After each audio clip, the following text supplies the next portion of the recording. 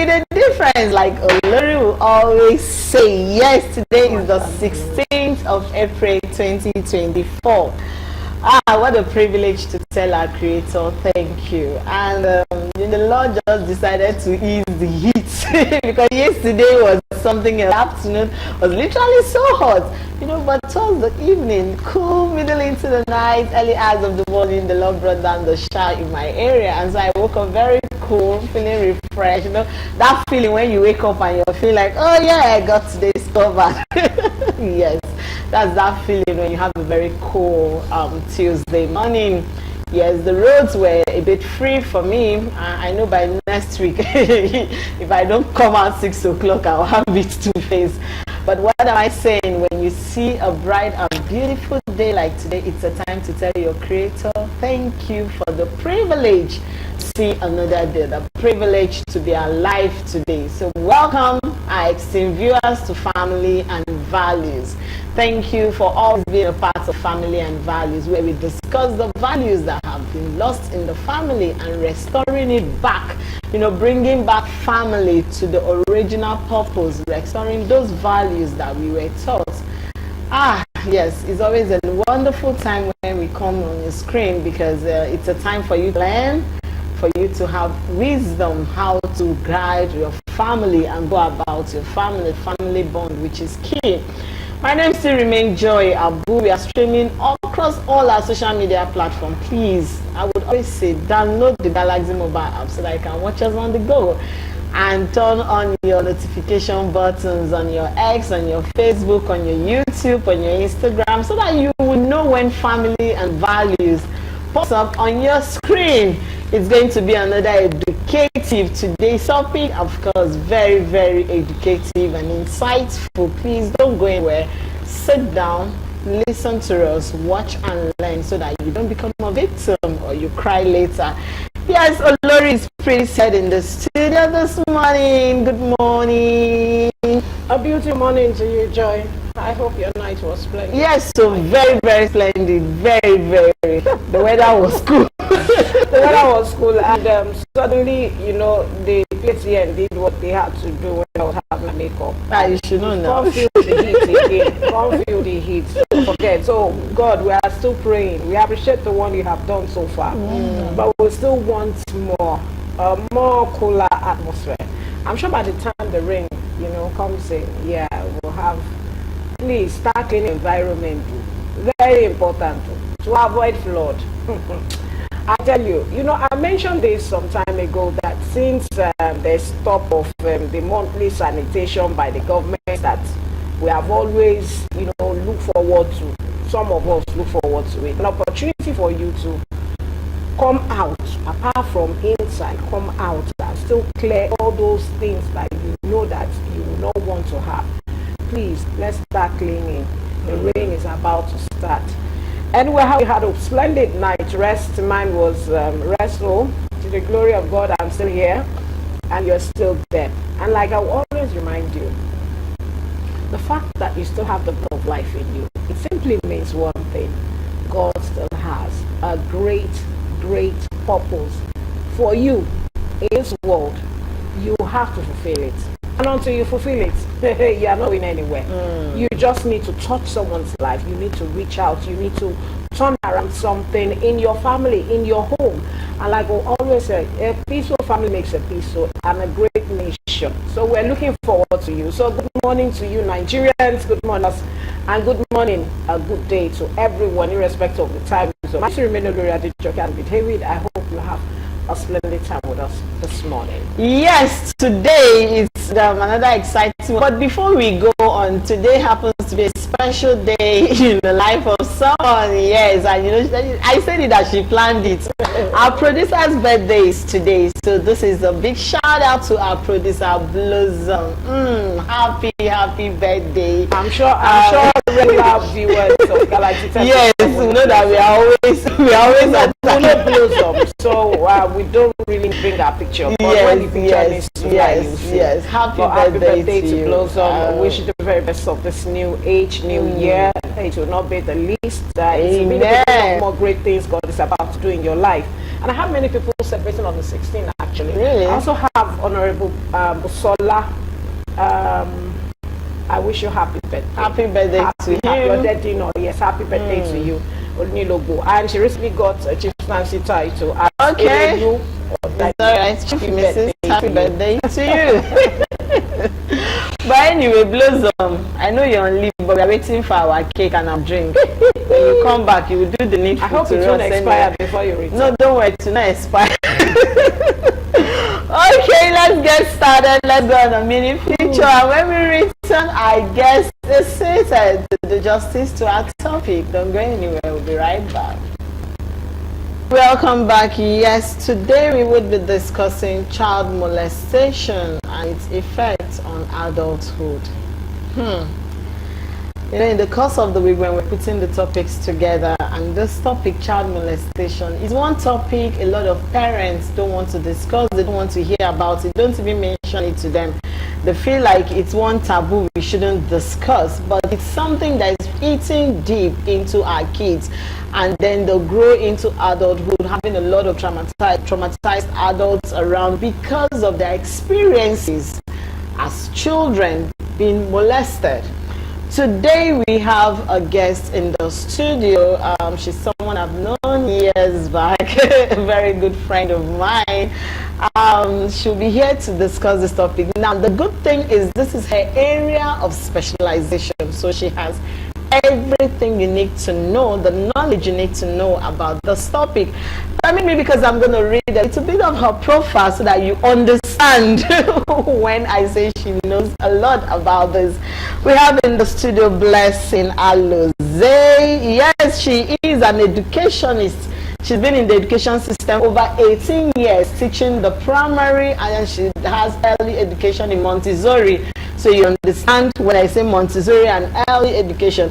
She's also a trained teens pastor and a coach. So she deals with teens also. And she initiated the Purity March walk held in February. I think it's always held every 14th of February to sanitize teenagers on keeping their virginity. She's going to tell us more about that anyway. But that's the brief profile I can read about her. She's a whole lot of all-in-one person. Good morning, welcome to the show. Good morning. Good morning. Good morning, ma'am. And she has very lovely, beautiful kids that are my friends. Oh my goodness, how is Windy, my baby. Windy, my baby. Good. Good morning. Welcome to the show. Okay. Now, when I sent this topic to you, what crossed your mind? Wow, a lot did cross my mind because it's one thing I've been working on over the years, because it wasn't just an ordinary drive. I was once abused as a child, and yeah, it took grace for me to come out of it as an adult. Okay. And so I see myself out there helping people who are in the same situation. Yeah, and I felt okay, it was a privilege for me to speak.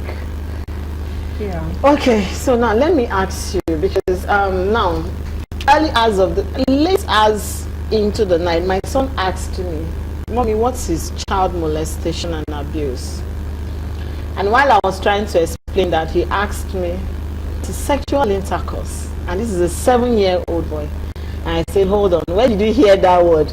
They said, okay, I saw it in Ella's book, and then I saw you doing something, I'm reading about child molestation. I said, yes, then I had to explain. But then, for children of their age, how best can you explain child molestation to them? Okay. Now, we have stages of how we explain to children what child abuse is, and there are different levels. Now, you can't, like I started training children as early as 3 years old, and they already know what is parts of their body, the vagina. Don't call it something different from the original name. You tell them this is your vagina, this is your breast, this is the boy, this is your penis, and not the toe or whatever. You call it the original name for them, So that gives them, that makes it easy for them when they're abused. They're able to tell you, somebody touched me here, not just my toto or whatever they call the original name for you. So you know that this child is okay, know what he or she is saying. Okay. So, yeah. Okay, so at what, what is the measure we need to put in place to avoid a child being blessed? Okay. Now it might not work for everyone, but we can take different measures. I, for one, because of my experience, I decided early from youth service, I told myself I'm not going to do a job that will take me away from my children. I need to be there for them.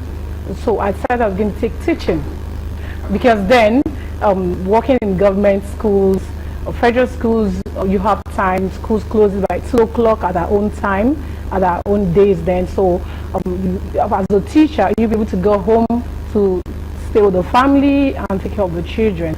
So that informed my choosing my career, although while in university, because I studied German and English language, I was hoping, oh, I'm going to become an ambassador to this, an ambassador to that. But you know, when reality dawns on you, you forget whatever you have studied, and yeah. So that made me to choose my course of my career. Okay, so I was there for my children. So I would say if parents need to create time to be there for their children. If you will not be there in person, you have to, I don't know how it's possible to look for someone who is trusted to stay with your children. In my own case, because I have girls, I told myself and I told my husband, we are not getting stranger into this house because they are girls, no male for now, okay, until they are able to account for themselves.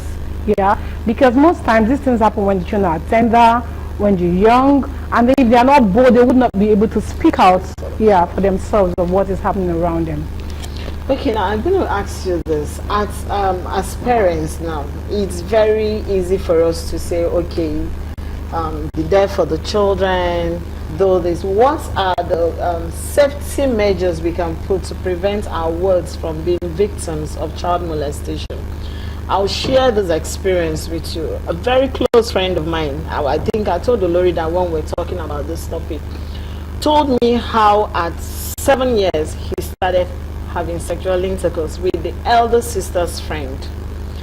It got to, at 7, he was specific. He said it got to a point that when he was 8, the lady would book a hotel and they'll be there. And parents were like, oh, he's the elder sister's friend. The closeness was there, but nobody was seeing in between the line. They felt it's just elder sister's friend that loves the younger. And that thing grew and led him into his sexual drive. He's in his late 20s today, but he can, and I told him, I said, you were abused as a child. Well, then he didn't see it as an abuse. Now, parents, there are situations like that that are still happening to today. How can you put safety measures to avoid our kids being victims? Because for them, they felt, oh, my daughter's friend just loves my son. They never took time to look in between the closeness. You know, so how do parents put in those safety measures? Okay, I can say one of the best way to do this is be your child's friend. Yeah, your child will be able to speak up to you. Sometimes they might not speak up. So, but you are able to ask them, yeah, you're very close to this person, you try to know 1 or 2 things. That is because when you become a friend to your child not keeps secrets from you. Yeah, your child is able to tell you, this is what this person has said to me, or they might not open up completely. Okay, I'll share an experience, although it is not between Emila, it's 2 younger children. Yeah, I started noticing some disparities, and I began to feel I don't like this closeness with this person, and I started asking, what exactly are you doing with this? What? I know she's just my friend, but permit me to bring in a bit of my Christianity into this, because I started praying about it, and I said, God, there's something not right about this. I need it to be exposed. Okay, so on the following day, I said, something is wrong between you and this person. I don't know what it is, but I know that something is wrong. I've not seen any negative actions, but I just feel this closeness is beyond what I do not like. As humans, we have instincts. Yeah. So when sometimes things are going on you, we feel it, but sometimes reluctantly suppress it and feel like it's normal. Yeah, like as if nothing is wrong. But I was able to find out that same day, okay, when I felt so uncomfortable, that same day God brought very close that this is what this child is doing with another child. So don't belittle or away on your instincts, no matter how unbelievable you think it is. Yeah, trust in it and then ask your child in love. They will honor. In love. Yeah. In love. Okay, in love. Because your screaming cannot do anything. Like one of our guests said, it's not all about shouting. It's not about screaming. Okay. I was watching one of Prince Owen's video, and he said, "See, if you have a staff and you are telling the staff you are no longer working with me, you are sacked, and you come again, he said, you are screaming, you are sacked. You have passed the message across, whether you scream or you say it at a low tone. So please, parents, don't scream. That alone can cause agitation and make them not to even want to be your friend or even want to share anything with you." Now, in what way do you think government can help to make this child molestation a no-no in our society, in our environment, in our community? What can the ordinary, citizens also do? But let's start from the government first. In what way do you think, government can come in to avoid the child molestation? Okay, one of the things that I think government can do is to encourage people, both parents and the child now, or children involved, to speak up. Because there is that stigmatization. People do not want to speak up because of what others will say, or how they'll be seen or labeled about it. Okay, so they should be able to encourage people to speak up, and when they speak up, they should take action against the molesters. Immediately. Yeah, immediately. They shouldn't be swept under the carpet. Yeah, because if government takes action, okay, let's say there are measures of imprisonment. Yeah, because when you're being imprisoned, you're denied certain privileges, a lot. So that will get into your subconscious that there's punishment for this. It is because there's no punishment or non-punishment. That's what I feel. But that's why. I want to quickly chip in this before Joy comes in. At times we have government ready, I have seen, to fight. Ready to fight. And ready to take it to the next level. But some families, this person is, if we do this, Yoruba people, sorry, I know you're not Yoruba, but I'll interpret it. Said, can lost that is, we don't go to court and still come back and become friends. And so this has really, made it very difficult for government to want to take the action. So what do we do? That's why I said government first, then our society at large, our family. What should they need to do so to make it easy for whoever wants to fight with you or fight for you? You'll be able to say, yes, Joy, I am ready to go all the way. And Joy will say, Auntie, over to you. Now, I think the parents know that this is the dignity of your child they are talking about. Because if it is not handled, this will rip this child's boldness or self-confidence. Yeah, the child will thrive in low self-esteem. Yeah, and apart from that, the psychological effect of it, not now as an adult, in future, if it's not well handled, it will affect the child psychologically, and by then the parents might not be there. So that's one of the things that is not about is my sister or is my brother that did it, is my relation, because like we know it is someone very close most times, that trusted members of friends or families that does this. So the parents should know that the dignity of the child is very important, and it's not easy, but you have to face the facts. Now, you were just saying something, it's not easy. Now that reminds me, why is it that parents are always afraid to speak up when it has to do with a very close family member? you know that your father or your husband is molesting your daughter. There was a case that came up on air with the woman.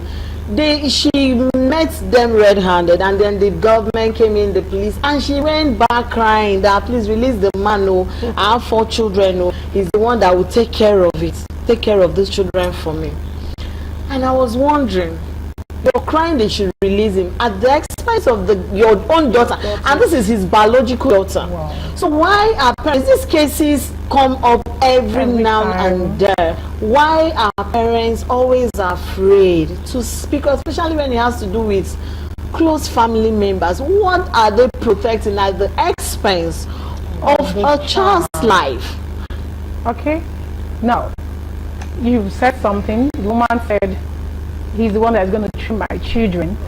Now I'll say something to women in particular. Thank you. Make sure you have something doing. It's very important. No matter what your husband is able to provide for you, you know you fall back on something. That's another decision I took in the university. I said to myself, I must work, no matter how little it is.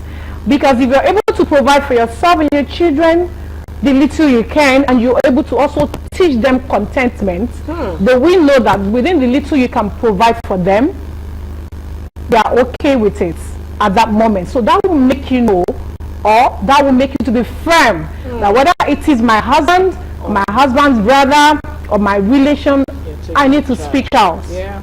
So that keeps you in charge of that situation. Okay, let's go on a word of mouth, and when we return, our guest is still in the studio.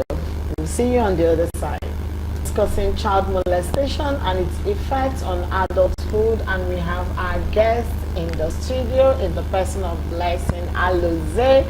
Yes, she is a teen coach, an educationist, and also an initiator of keeping your virginity till you get married. Okay, I would like to come in with this. When we went on that break, we're still talking about the traumatization that has to do with adulthood.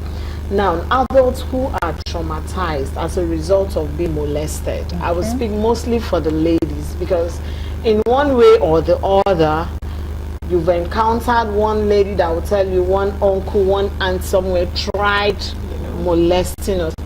For some of us, we narrowly escaped it. Narrowly, yes. And I was telling somebody, I said, the day I'll be telling my dad this story, I'm sure my father will be saying, under my nose, how did it happen? For some of us, we narrowly escaped it. And not until we became adults, we realized that we were being abused. Some of us realized that, whoa, so we were close to. But some realized, so this thing this person was doing was wrong, was actually abusing me. Now, how do adults in that space get to that point of letting go? Because the trauma will always be there. You would always sit down for every time they discuss the topic, memories will always flash back. So how do you deal with such adults? Who have gone through such experience? Yes.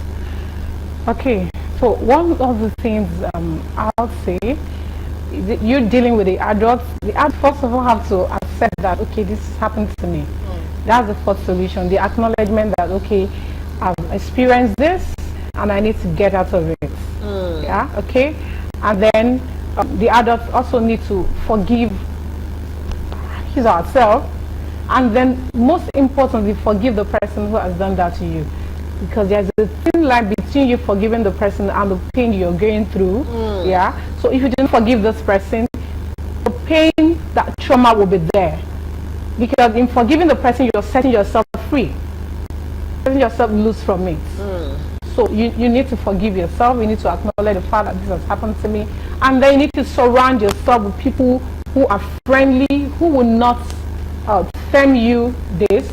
Like back then, you see, I have friends that I knew, okay, she's been abused. I was able to open up, and that really helped me, because it was beginning to affect even my education, okay, my worth, because it will give you low self-esteem. So you need to recognize all this and then surround yourself with people who are lovely, friends who are lovely. Okay, so I want to find out, Blessing, what are the tips do you think parents need to look out for or prepare their mind to, sometimes because of the stress to life from the molester to the molester,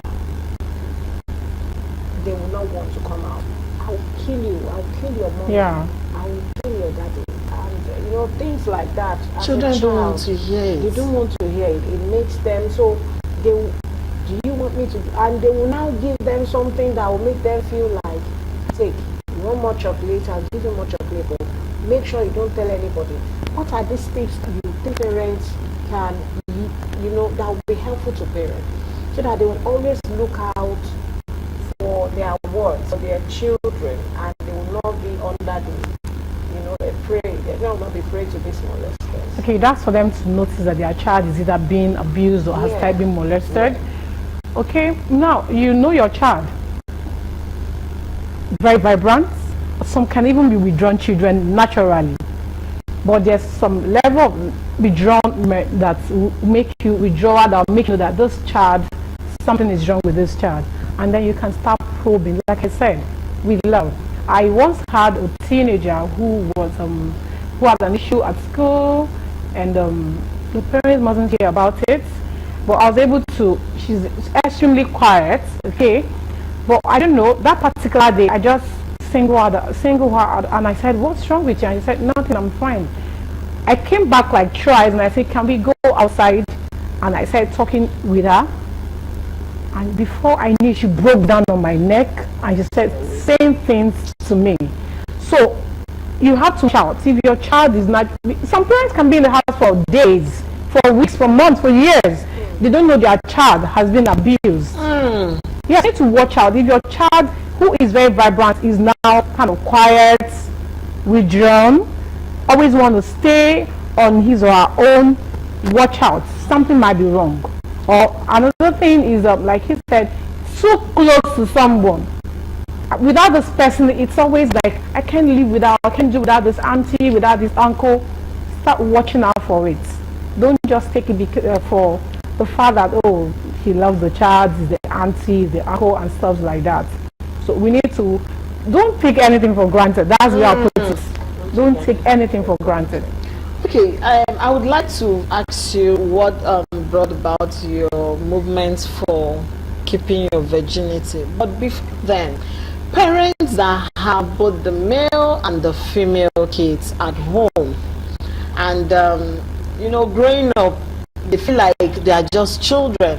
I remember I have a friend of mine, I would go naked in front of her kids, and she had all boys and one girl. And one day I told her, and she said, no, they are just kids. Yeah? And I'm like, a 10-year-old child is just kid. A 9-year-old child, a 7-year-old child. She just feels like, and we have parents that still do that today. They don't mind walking naked in front of their male kids, or that they just feel like it's normal. Especially we women, we do it. Especially when you have males, you just feel like it's just a child. How do you bring that gap and still make them understand that yes, you are brothers and sisters, you are supposed to, but there should be this line drawn. When your sister is dressing up, you don't walk in. When your brother is dressing up, because see, these things have to do with the mind. Yeah. We've had brothers, sisters that have had incest, and parents can't talk out. A lot of this is happening, a lot, and they have to speak out, because how do you tell the world that your own children are doing this? How do you guide parents to be able to put those measures in place carefully? Talk to the girl, talk to the boy, excuse them, and how do we do that? Okay, I told you from beginning that I started early to educate my girls. So I think information is key. When there's a saying that when you're not informed, you're deformed. So create time to educate the male child and educate the female child, okay, differently, and then you can bring them together with a central topic to let them know that you do not have to see your private part or part of your body that can arouse your feelings, whether you like it or not. It's your brother, it's your sister, it's a stranger. You have feelings, you have that burning in you. Okay, it's in there, it's inbuilt. And so, you know, that's why, like you said, we see siblings sleeping together. These days it's been on and it's still going on because the education is not, they are not well informed about it. Because consistently you see something, your mind triggers. Yeah, so they need to be educated about it. Okay, consistently. It's not like something you do once and you forget. Where you have a child who is already in the process, in that line of being molested, how do you think it will be handled? Wow. What should the parents do? Oh, a child who is already being molested? Yeah, like I said, I mentioned something when I was talking about handling the children. I said love is the key word. Show compassion, okay, to the child. Show love to the child, and then do not look at the child with this sense of criticism, disdain. Yeah, disdain, like you're nobody, or like, okay, you've done this. Yeah, so you mean you've done this, and then you make the child feel so guilty. We need to embrace the child with love. That is the first therapy for the child, to be able to speak out and start getting healing. Because if the child is not healed, that child will not be able to embrace you as the parents and to own up a lot.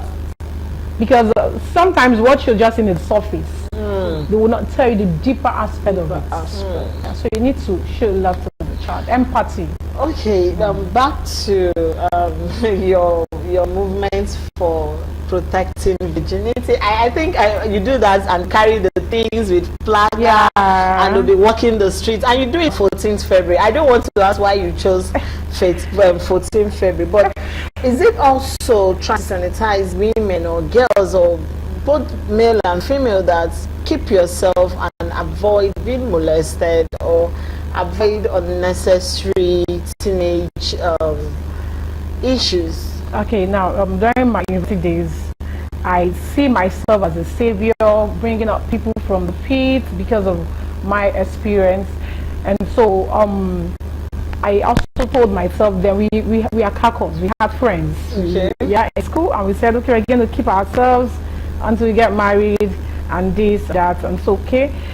Because of that, I told myself, I'm going to sensitize young people. It's not just about teenagers now, because we do preteens, teenagers, and sometimes young people beyond teenage. Okay, so that particular period, is like a month of love, February.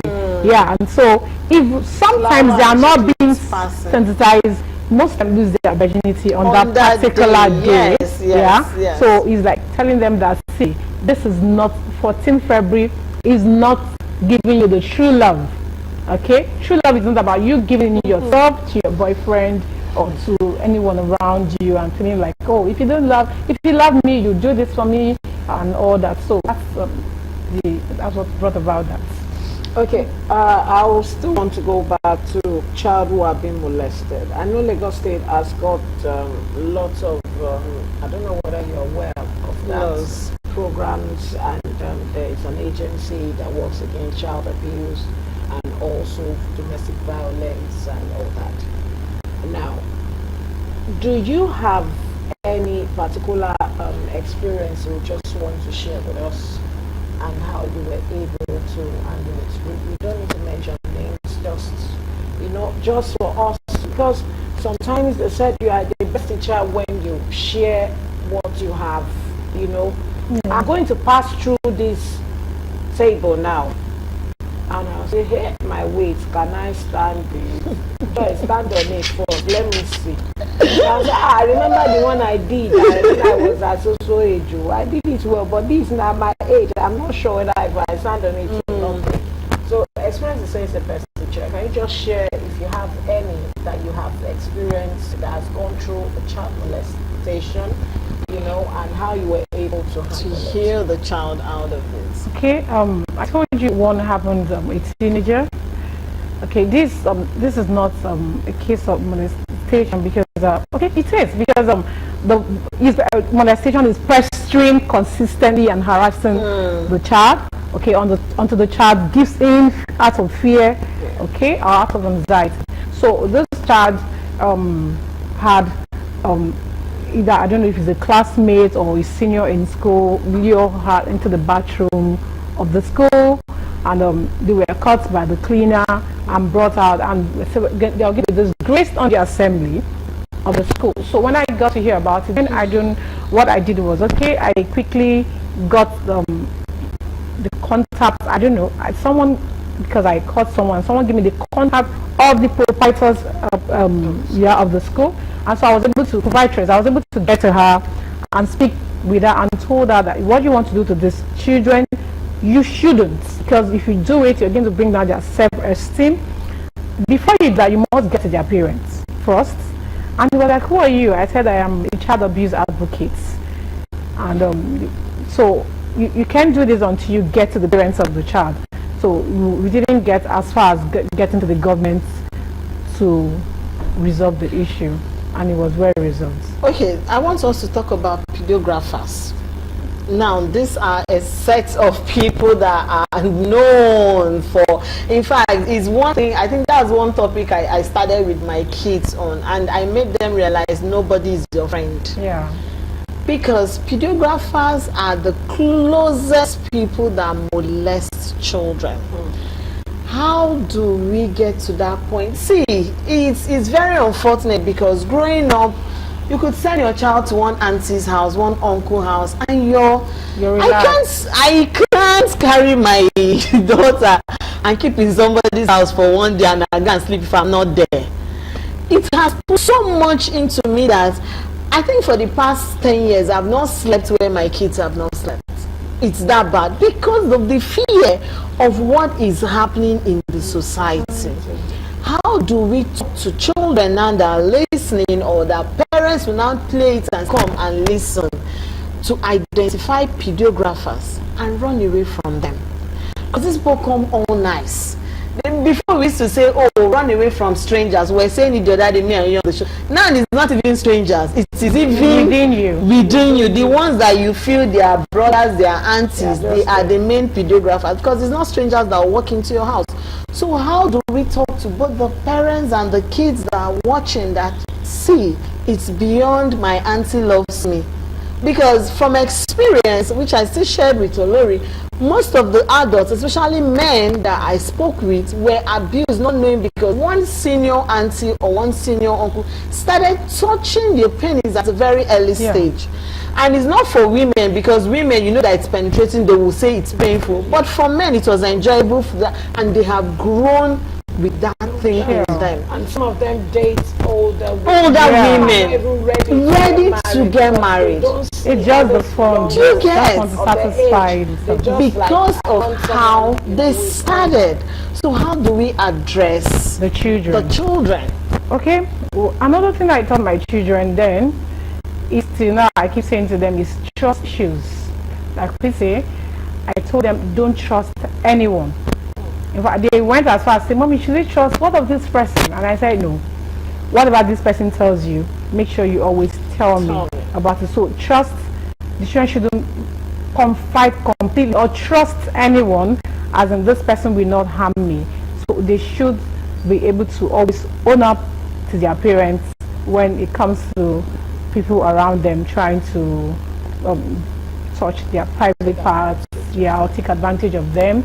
It's beyond, don't take the child there, but the child should be able to look at this person that, oh, this thing this person is doing. You can verbally tell our children, these are the ways that this is what it should be done, this is what will be done to you, and for you to know that you're being abused. Especially some children that because some of them might not know, girls. So we need to tell them, you don't sit on a man's. I told my children that, I said, including your dad. And so because one of the days my husband took my daughter trying to, no, you can't bet me. And my husband was like, what is it? I have to come and say, oh, I am the one who taught her not to. So you have to tell them, no matter who the person is, don't sit on the person's lap, don't relax so much, okay, with an opposite sex, even with the same sex, because Yeah, A lot is happening a lot now. is happening, A lot not is I want just to add in this the another alone. question because we're rounding off. Something was just coming to my mind.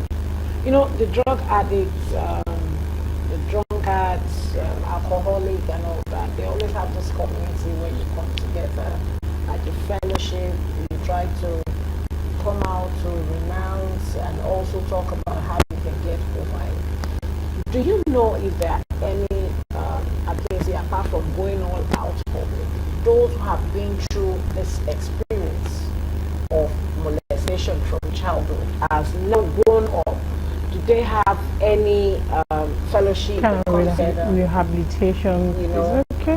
where they just come in? Doesn't have to. Let me just say like a therapy. Okay. Like you come in and you say I was once molested and this and this and this. You know, they need to go through that. Do we have anything like that here? Yeah, of the Redeemed Christian Church of God. I know we have what we call Kadam. Yeah. Yeah, so that's one of the ones that against drug abuse. Yes. So they can go there and speak of the mind. That's where they be shown love and feel them, make them feel embraced, make them feel loved. So that's one of the places that they can go to share their mind. Okay, before we let you go, bless Naloze, your final words to our parents watching us right now and to our preteens and teenagers on this topic of child molestation. What's your final word, your advice to them generally, knowing that this is what you advocate for, this is what you're currently, I think you're even writing a book on it also. So your final word to our parents. And Okay, so parents have to understand the fact that the ones who are their children is not far from them. They are very close to them. They are around them. They are trusted people, and so parents should consciously take decisions that will positively affect their children. Okay, try to be there for your child. Okay, show them love. Yeah, don't look down on your child, even when they say things that because if they say some things and you feel, why would you say this kind of thing? The child will call back into our shell. So let the child, like I was teaching my teenagers once, and I told them if my child has a male friend, I'll let my child bring the male friend home. So I need to know who my child is friends with. I need to meet my child's friends. I need to know who they are. Very important. okay, and for our teenagers out there listening, yeah, they need to understand that what they see as love out there is not love. Because after them, one of the things that drove me into I need to have I need someone to love me, I need someone. So because you're trying to hide from your parents who is going to scold you and shout at you, and so you go out there feeling that there's love, and at the end of the day you get worse. So okay, there's no true love out there's there. no true love out there. Yeah. Thank you so very much. Thank you for coming. My name is Rimeno Lorado Jockey and David. Hope to see you tomorrow as we'll be having another beautiful discussion. Okay, please keep tab on your children, look out for them, be their best friend. Yeah, sometimes you may have them, they want to like mommy, but please find a way to draw them closer. They will always want to show they know, but let them know that what they know is far more than what they are yet to know. God bless you and have a beautiful day ahead.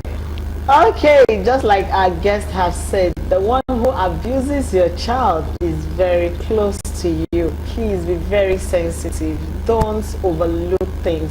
When the relationship is too close, make inquiries, ask people, sneak into their room. I do that, search their bag, search their things. When they are asleep, find out, try to do, most of those things, it helps you. You might see one thing and you'll be asking yourself, how did this child get to this? So, watch out for your kids and be there for your kids, just like our guests have said.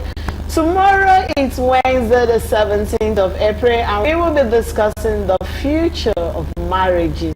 That's another topic that you don't want to miss. Join us tomorrow as we'll be discussing the future of marriages with another guest in the studio.